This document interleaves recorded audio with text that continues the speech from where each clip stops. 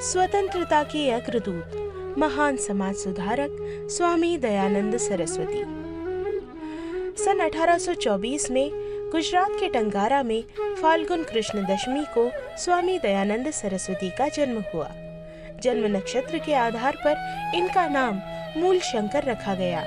सत्य, ज्ञान तथा धर्म की प्राप्ति के लिए स्वामी दयानंद ने 1846 में मात्र 21 वर्ष की आयु में घर त्याग कर संन्यास ग्रहण कर लिया। इन्होंने गुरु विरजानंद से व्याकरण तथा योग दर्शन की शिक्षा प्राप्त की। महर्षि दयानंद ने 1857 का स्वतंत्रता संग्राम स्वयं देखा था।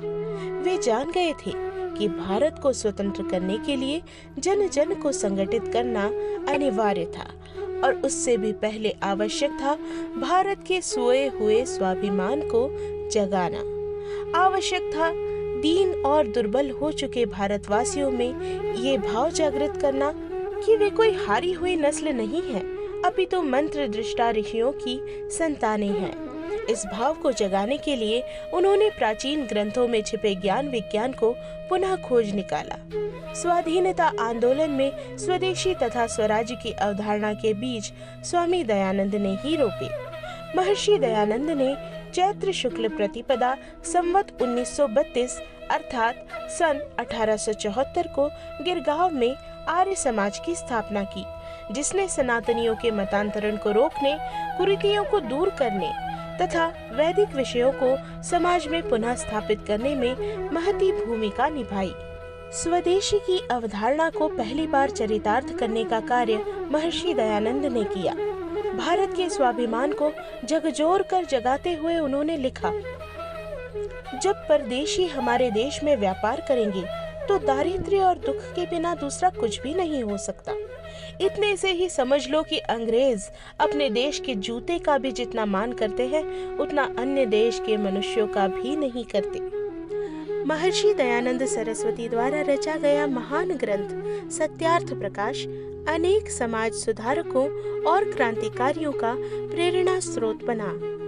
स्वामी श्रद्धानंद, पंडित राम प्रसाद बिस्मिल, अशफाक उल्लाह खान, श्यामजी कृष्ण वर्मा, लाला लाजपत राय और भाई परमानंद जैसे कई महान व्यक्तित्व महर्षि दयानंद के विचारों से प्रभावित हुए। वीर सावरकर भी स्वामी दयानंद सरस्वती के समाज कार्यों की सराहना करते थे। गो करुणानिधि ग्रंथ के माध्यम से गो रक्षा आंदोलन स्थापित करने में भी महर्षि दयानंद का बहुत बड़ा योगदान था। महर्षि दयानंद की प्रेरणा से भारत में सबसे पहले 1879 में आर्य समाज लाहौर के सदस्यों ने विदेशी वस्तुओं के बहिष्कार का सामूहिक संकल्प लिया था। स्वराज्य तथा स्वतंत्रता के मूल मंत्र को जन जन तक पहुंचाने में उनका योगदान अतुलनीय था। सन 1911 की जनगणना के अध्यक्ष रह चुके अंग्रेज अधिकारी ब्लंट लिखते हैं, दयानंद मात्र धार्मिक सुधारक नहीं थे, वो एक महान देशभक्त थे। ये कहना अधिक ठीक होगा कि उनके लिए धार्मिक सुधार राष्ट्रीय सुधार का ही एक उपाय था।